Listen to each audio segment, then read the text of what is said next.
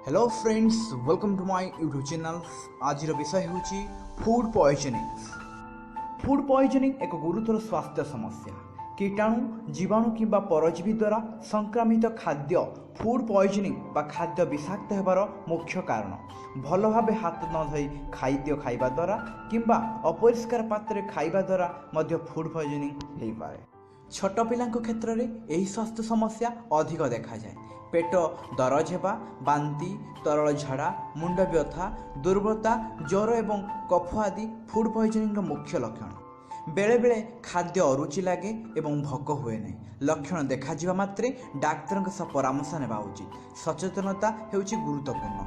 खाद्य खाइबा पूर्व साबुन रे हाथ धोंतु, परिबा भल भाव धोइबा पर काटंतु एवं तापरे हाथ धोंतु। अनेक समय कटा जाइतिबा फल दीर्घ समय धरी रखिबा परे खिया जाए। यह द्वारा फल कीटाणु लगती एवं फूड पॉइजनिंग आशंका रहे। रास्ता कड़ खाद्य ठारू यथासंभव दूरे रुहतु।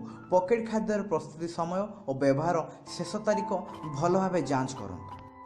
ठीक अच्छे फ्रेंड्स, आज आम फूड पॉइजनिंग कौन, क्यों क्यों कारण पर फूड पॉइजनिंग होउछि ता विषय जानिलु। फूड पॉइजनिंग न होगा पई कौन सतर्कता अवलंबन करबा से विषय मध्य जानिलु। ठीक अच्छे, यही भली प्रतिदिन स्वास्थ्य पर नुआ नुआ तथ्य जानिया पई आम चैनल सहित जोड़ी रुहतु। Please like and subscribe my YouTube channel.